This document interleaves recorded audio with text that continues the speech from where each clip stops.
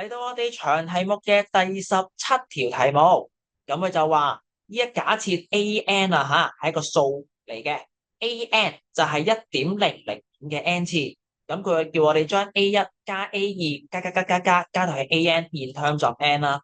嚟到呢條題目，我哋見到嘅時候，我哋會諗到原來佢應該係一課同等差等比我哋嘅 ASGS 有關嘅題目嚟㗎。因為我哋會見到佢有啲嘢加埋佢，去到第 n 項，即係當你見到佢第 n 項嘅時候，就聯想到佢好大機會咧，都係講緊 ASGS 嘅等差等比嘅題目。不過等差定等比咧，我哋再去諗一諗呢個位。嗱，我哋試下將條式寫翻出嚟先。佢問我哋嘅係 A1 加 A2 加到去 AN 到底係幾多啊？咁當然我哋去做嘅時候，可能唔知佢係等差定等比，咁我哋試下寫翻出嚟先。A1係咩啊？1.005嘅一次。A2咧1.005嘅二次。咁我哋都未知嘅喎，你試下寫埋 A3出嚟啊！1.005嘅三次，如此類推，去到第 n 個1.005嘅 n 次。咦，到底係等差定等比嚟嘅咧？咁如果察覺到，可能會 feel 到佢係一個等比數列 GS 嚟噶，feel 唔到唔緊要，你攞計數機試下做個動作。若果你覺得佢係 AS 嚟嘅，你就覺得佢係等差嚟嘅，你試下將後數減前數，頭兩個後減前，得出呢個數，再試下呢兩個相減啊，你會見到個數值呢個減呢個就呢個 value。呢兩個相減咧，我哋撳機咯，見到係唔一樣噶，咁唔一樣佢係唔係等差？梗係唔係啦，佢相減唔一樣，冇公差噶嘛。但相反，如果相除咧，嗱我哋二仔除一仔係呢個數，三仔除二仔，兩個相除，無論二仔除一仔定依家想做三仔除二仔，後數除前數，後除前數，撳出嚟都係一樣噶喎，1.002。咁我哋知道呢個係等差 AS 定等比 GS 啊？等比咯，GS 咯，係咪？嗱，咁所以咧，佢呢個位咧，我判斷到佢係 GS 嘅時候咧，我可以用喺草稿紙又好，或者啲你空嘅位置啦，可以話俾自己聽。哦，我諗到啦，原來咧呢個係一個 GS 嚟嘅，等比嚟嘅。好啦，等比嘅重要字眼 ARN 啦，我哋 A 係 first term 首項1.002。common ratio 公差後數除前數，咁都係1.005啦。最後 n 有幾多項？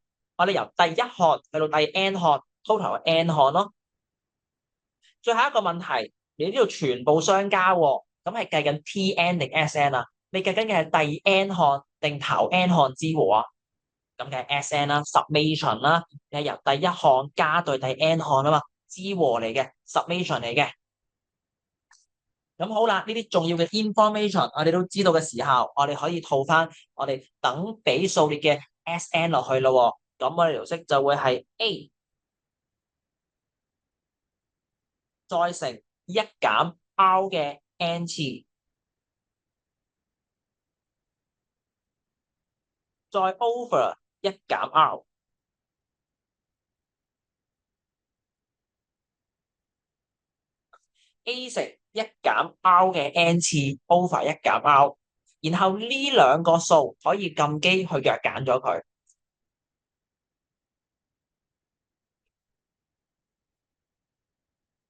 咁就會係-201。咁若果唔中意負數嘅，可以將個負數融入咗去，將佢調轉，咁就揾到原來佢個總和係201乘1.00嘅 n 次再減一啦。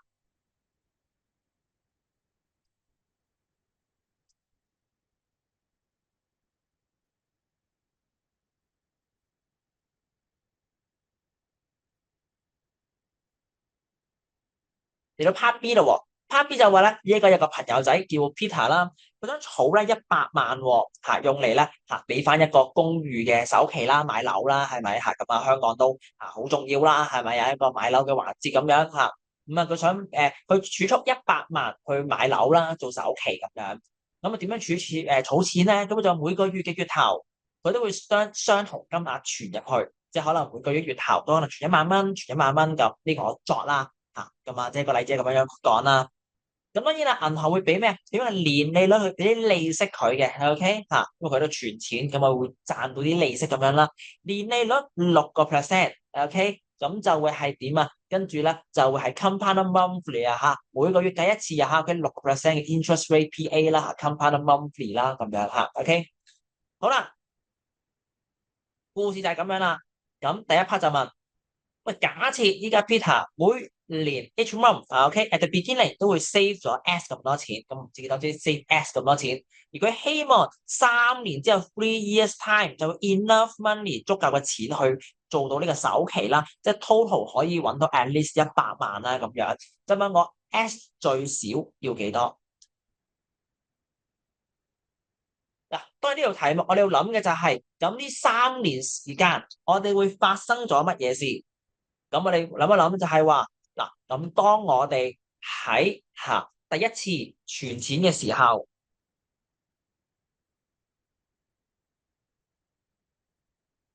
我哋會存咗 S 咁多錢，係咪？第一次存錢 S 咁多錢，而問下自己，喂，呢一筆錢啊，3年之後佢最後拎到幾多？咦，阿 Sir，咩叫3年之後佢拎到幾多啊？意思係講緊啦。佢有利息噶嘛，係咪？佢有利息噶嘛？咁3年之後呢筆錢食埋利息，佢嘅 amount 啊吓，OK，佢個總和會係幾多？嗱，本身我一 save 落去 S 咁多錢，每個月都會食利息，因為 compound monthly 㗎，幾多題目講咗，OK，compound monthly 每個月食一次利息嘅，OK，咁你個利息就會係1+R% over 12啦。記得 over 12喎，因為咧你依家係每個月 count 一次嚇，你揀喺呢個位 compound monthly 嚇，每個月計一次，所以除12，1年食6%，每個月咪除12咯，係咪？每個月食咁多，每個月食咁多，一年之後你咪食到6%咯。好啦，最後次方呢邊擺翻嗰個嘅計算嘅次數啦，銀行係一個月幫你 count 一次，咁呢筆數3年之後係咪會 count 咗利息36次啊？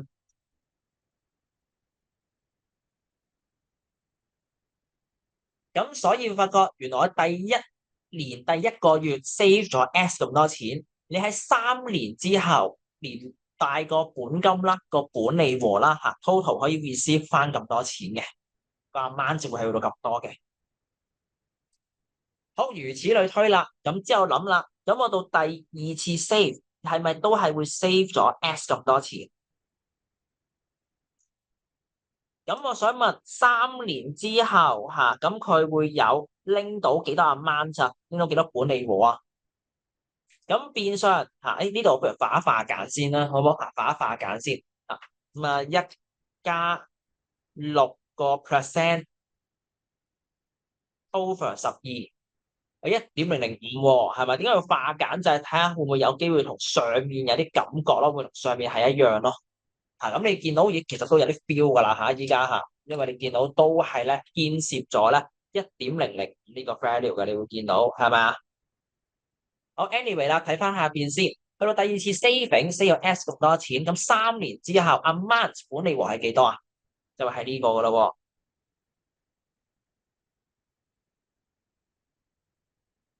點解咧因為你知道你遲咗一個月 save 嘅呢筆錢，咁自然利息會慳少一次啦，好合理啫。每個月幫你慳一次，你呢筆錢遲一個月入嚟，咁你就少慳一次利息噶啦，合唔合理啊？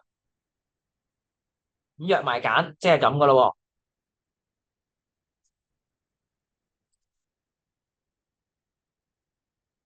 咁啊，再如此類推咯。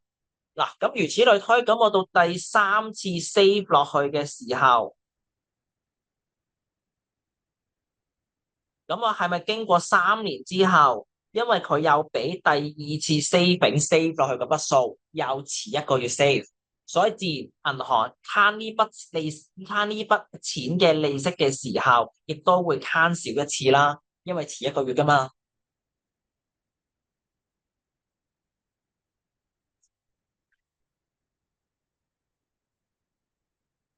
咁樣就如此類推啦。咁我哋去到咁佢去到最後一次 saving，咁當然都係 save 咗 S 咁多錢啦。好啦，咁你去到最後一個月 save 落去之後，係咪啊？OK 咁我哋就去到咧，你最後嗰一刻，你 save 咗呢筆錢落去，你覺得銀行會幫你慳幾多次利息啊？都係一次咯。點解啊？因為到你咧最後一個月嘅月頭抌呢筆錢落去，你喺月尾就會拎翻晒出嚟噶啦。其實你經過咗一個月嘅時間啫，咁銀行只會幫你慳一次利息嘅啫。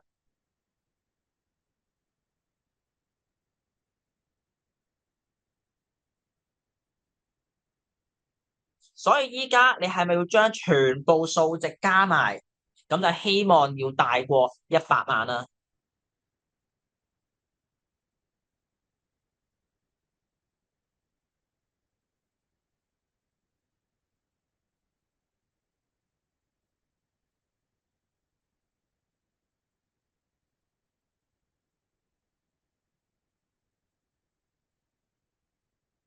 而當中我哋喺呢條息可以將個 S 啦抽出嚟啦。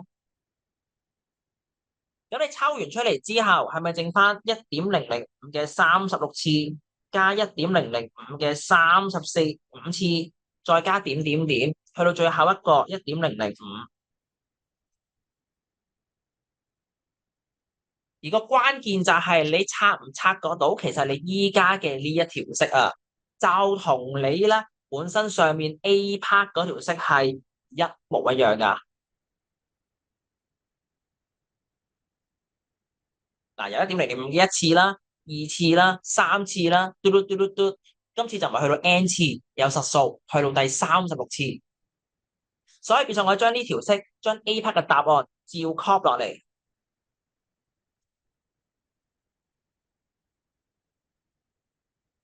不過 N 可以改翻個實數啦，36。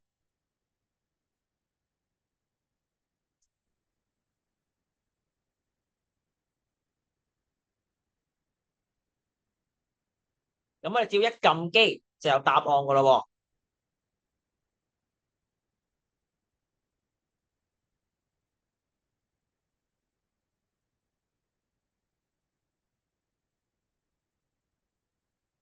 喎。咁 S 咧就會係大過，攞翻3個有效數字啦。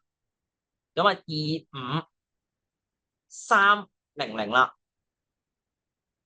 唔係因為我哋去即係攞翻大少少啦，25,300啦，3個有效啦，round up 咗啦3個息壁啦，咁可以用翻等於大過等於2300，所以 S 咧最細就會咧係25,300啦。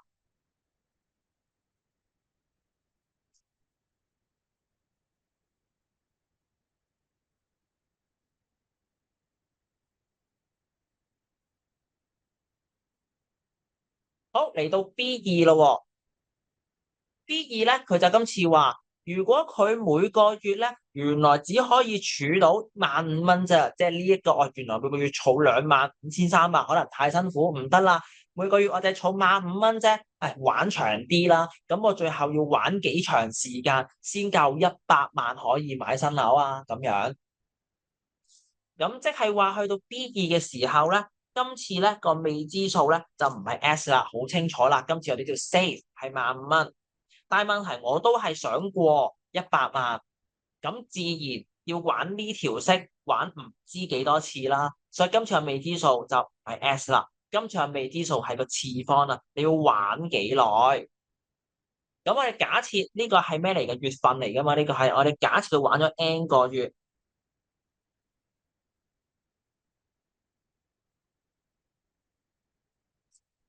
好啦，如果我哋假設佢 total 咧要玩 N 個月嘅時候，我哋用翻呢一條式咯，由呢個開始寫起啊。咁 S 咧記得實數啊吓，15,000啦依家。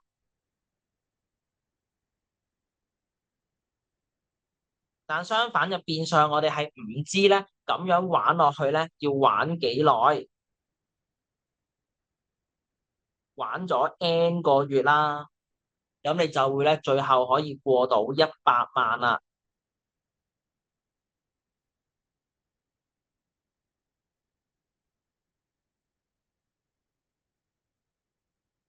咁啊 B1嘅話，因為呢度其實都應該大過等於啦，下一步可能等於俾佢。咁啊，因為100萬就夠噶啦，佢就唔係大過100萬，大過等於都可以嘅，咁應該比較等於會好少少啊。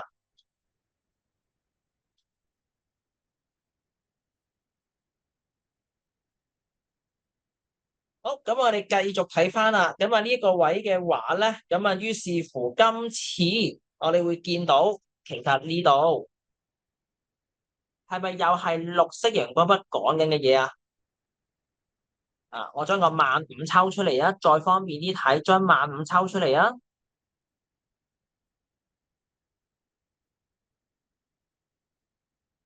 啊，咁樣睇會唔會更加明顯？又係 A part 嗰條色啊，exactly 一樣添啊，N 添啊，所以係照 copy 翻 A part 嗰個 answer 啦。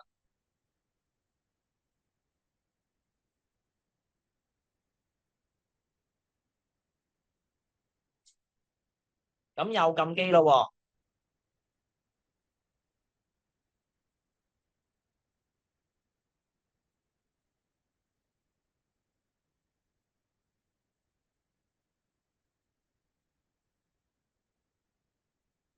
咁將個減一抌過去啦。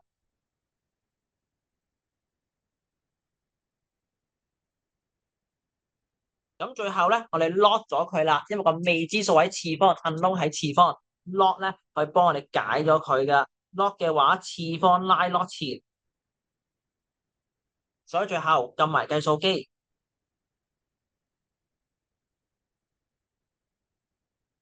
咁就57.4，即係話佢最少要58個月咯。57個月唔夠啦，58個月就可以夠啦。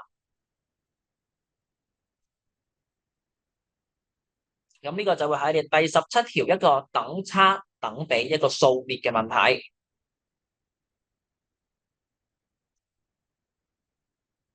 呢度咧 total 就6分啦。